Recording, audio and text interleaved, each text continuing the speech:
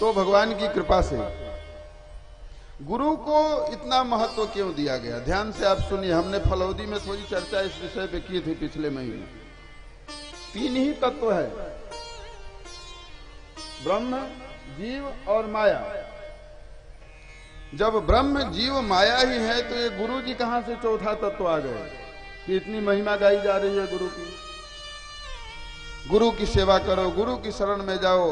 बिना गुरु दीक्षा लिए जीवन असफल है, इसलिए ज्ञानी गुरु से दीक्षा प्राप्त करो अगर वो चाहे तो।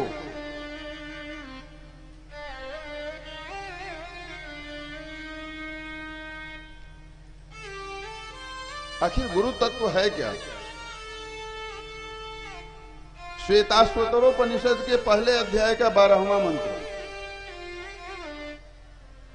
एतद् ज्ञेयं नित्यमेवात्म संस्थं नातः परम वेदितव्यम ही किंचित भोक्ता भोग्यम प्रेरितारम च मत्वा सर्वं प्रोक्तम त्रिविधम ब्रह्ममेतत्। 3 प्रकार का ब्रह्म है, एक भोक्ता ब्रह्म, एक भोग्य ब्रह्म और एक प्रेरक ब्रह्म। प्रेरक ब्रह्म वही जो परमात्मा है, प्रेरणा करना है। भोक्ता ब्रह्म कौन है?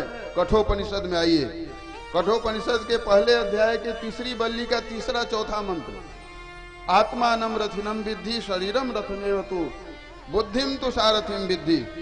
आप ये मत सोचना कि मैं मंत्र जो रिकॉर्डिंग करके देखना अपने यहाँ कि महाराज ने गलत तो नहीं बोला, सुनना, वहीं की बात बोल रहा हूं मैं। कठोपनिषद के पहले अध्याय की 3री बल्ली का 3रा 4था मंत्र, आत्मानं रथिनं विद्धि शरीरम रथमेव तु बुद्धिम तु सारथिम विद्धि मनः प्रग्रहमेव च इंद्रियाणि हयान्याहु विषयांस्ते सुगोचरान आत्मेन्द्रिय मनोयुक्तम भोक्ते त्याहुर मनीषिणः। ये भोक्ता ब्रह्म है। आत्मा क्या है हमारा?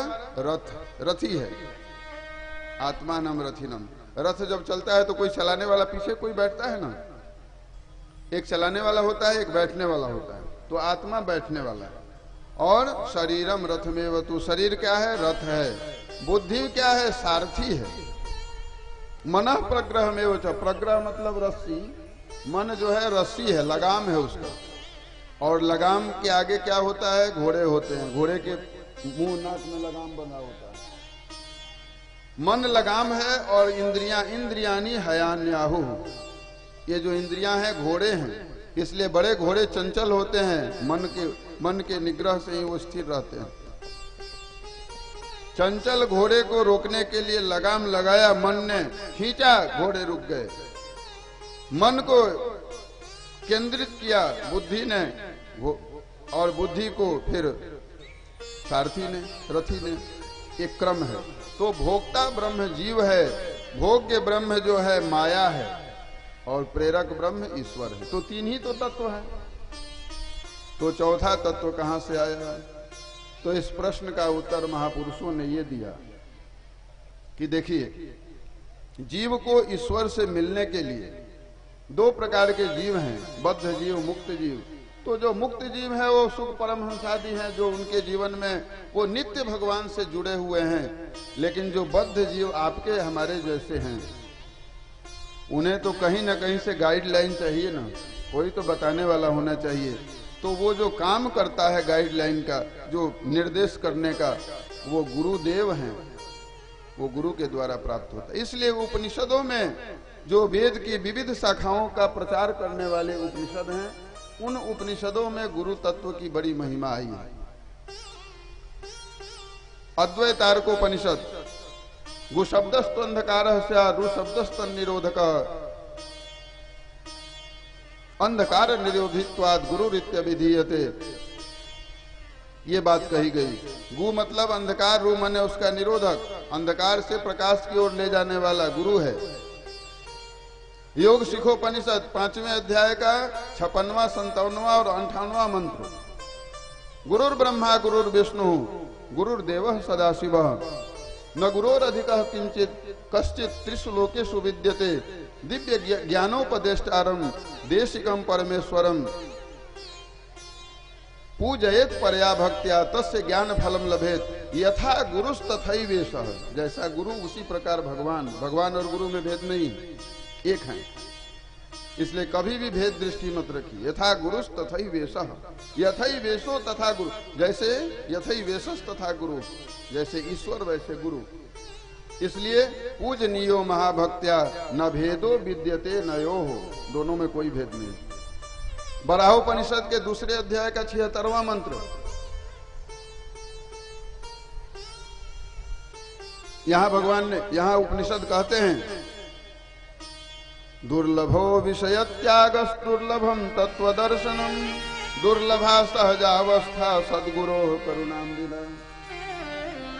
दुर्लभ है सब कुछ। बराहोपनिषद के 6ठे अध्याय का 79वां मंत्र, कर्णधारम गुरुम प्राप्य तद्वाक्यम प्लववद दृढ़म